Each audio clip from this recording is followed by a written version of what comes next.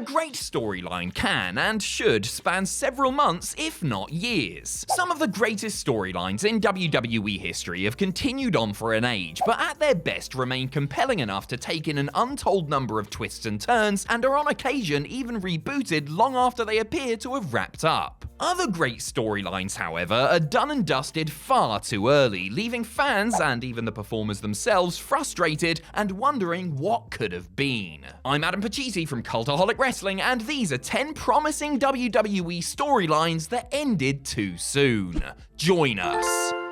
Number 10, the two-man power trip. The 2001 heel turn of Steve Austin is generally regarded as a major creative misfire and is often cited as a key reason why WWE's business slumped in the wake of WrestleMania X7. But there were reasons to celebrate Stone Cold's jump to the dark side, such as his dastardly alliance with fellow villain Triple H. The so-called two-man power trip caused havoc on WWE programming, starting with their formation on the post-WrestleMania Raw. The Cerebral Assassin and the Texas Rattlesnake had some great, albeit short, feuds with Team Extreme and the Brothers of Destruction, and looked set to start a program with Chris's Jericho and Benoit when disaster struck and Hunter tore his quad. Just like that, the duo were no more, which is a shame because it felt like they had at least a few more months left before they inevitably began warring with one another. Obviously, there was nothing WWE could do about it ending when it did, and there wasn't a chance to revisit it following Triple H's recovery, since both he and Austin were back in the babyface ranks by then.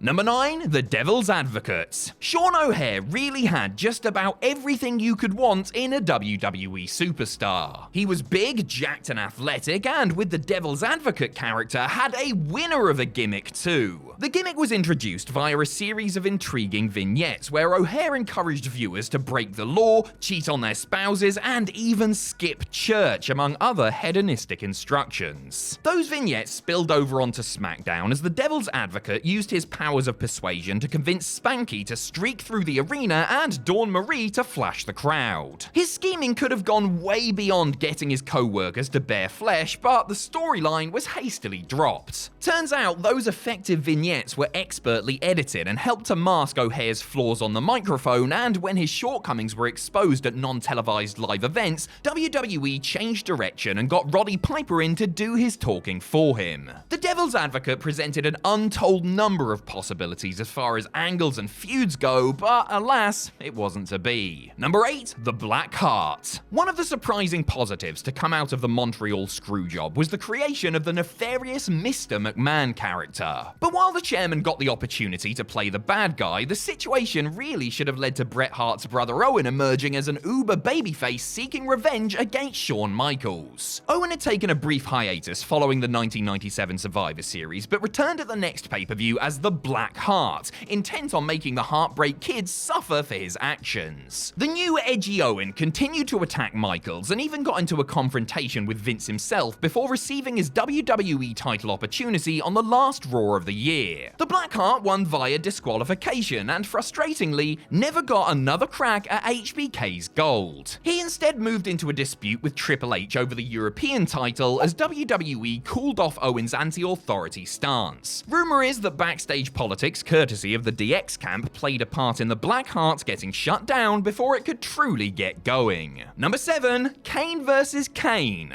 Okay, hear me out. The execution may have left a lot to be desired, but KANE feuding with his former self in 2006 was a wacky premise that could have resulted in some very entertaining stuff. The imposter KANE, decked out to resemble the 1997 version of the character, continually got the better of the real deal, leading to a clash of the big red machines at Vengeance. Fake KANE won that one, convincingly too, ensuring that a rematch would no doubt take place. Well, it would have anyway, had KANE not beaten up and thrown his tormentor out of the arena on Raw the next night, quickly and frustratingly ending the not-so-epic saga. According to Mayor Jacobs himself, the feud would have gone on longer, but Vince was so upset at fake Kane's frizzy wig during the first confrontation that he decided to put the kibosh on it early. As goofy as the storyline was, there were 1,000 directions they could have gone in had it progressed, and you have to feel a gimmick match or two was in the offing. Hell, they could have even drafted in a fake Undertaker and had the Step Brothers of Destruction run riot. Actually, on second thoughts, nah.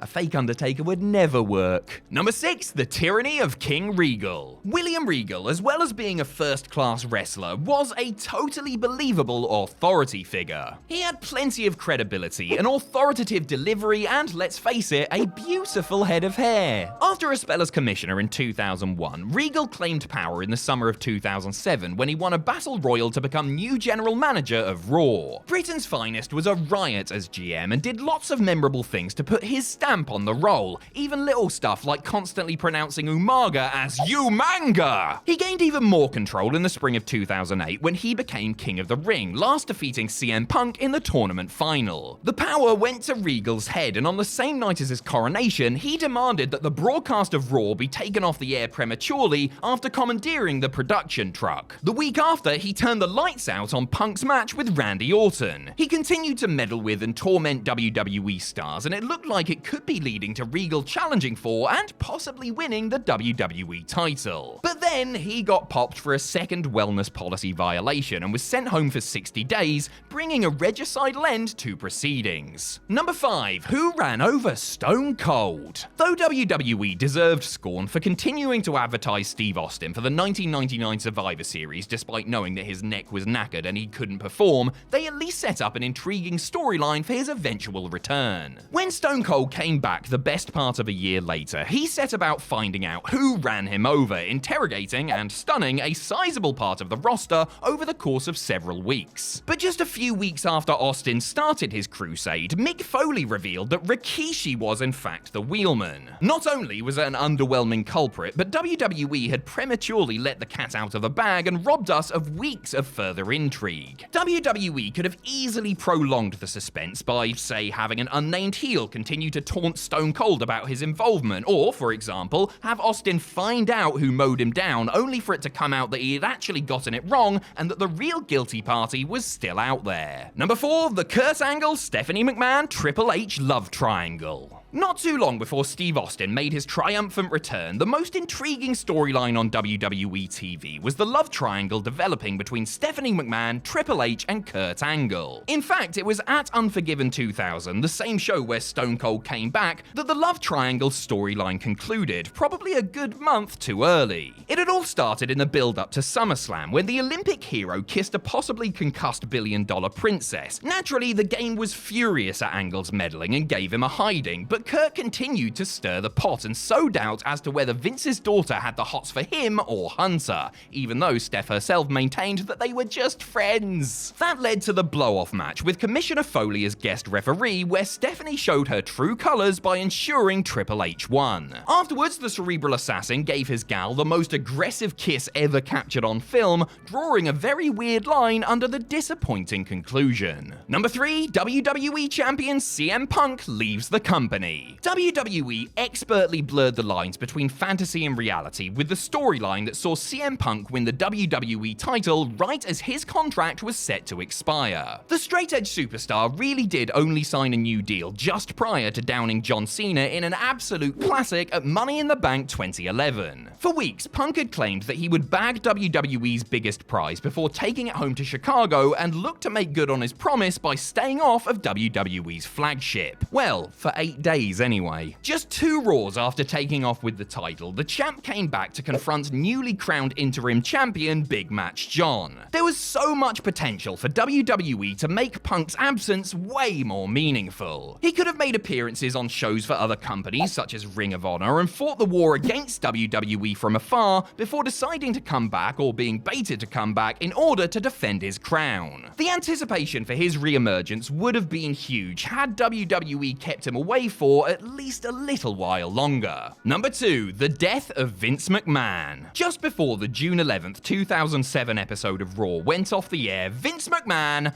blew up. After acting noticeably a bit off, even more so than usual, the chairman went to his limo in the parking lot, closed the door, and promptly went kaboom! This was supposed to be the start of a summer-long storyline where the McMahon family, in conjunction with the authorities, tracked down the responsible party or parties. On the subsequent episodes of Raw, SmackDown, and ECW, WWE talent shared their disbelief at the boss's demise via testimonials. 2 weeks after his supposed death, the June 25th episode of Raw was set to be a special 3-hour memorial tribute to the genetic jackhammer. However, after the very real Benoit tragedy took place, WWE dropped all pretenses and had Vince open a very different type of show out of character, ending the whodunit storyline. WWE couldn't obviously in good conscience continue given what had happened, and so drew it to a close by having McMahon say that he had faked it all, before segueing into the illegitimate child storyline instead. Number 1, Shawn Michaels turns heel. When Shawn Michaels returned to WWE in 2002, he did so as a reformed character, having cleaned up his act after finding the Lord. With his new outlook on life, the showstopper was hesitant to revisit his previous evil ways and endeavored to perform as a consummate babyface. His mind was changed when offered the chance to have a program with Hulk Hogan, and HBK went rogue once more, albeit temporarily, in the summer of 2005. It led to some of the best work of Shawn's career, as he was clearly having the time of his life during the infamous Larry King parody and teasing Montreal with a phantom Bret Hart appearance. Sadly, once Michaels had done the job at SummerSlam and Hogan had swanned off to shag his best friend's mates, Shawn immediately reverted back to his previous character. And that was fine and all, but a couple more months with him as heel would have been something to savor. And it might have happened too if the Hulkster hadn't backed out of the planned rematches. Let's just add this to the big pile of things Hulk Hogan has ruined, shall we?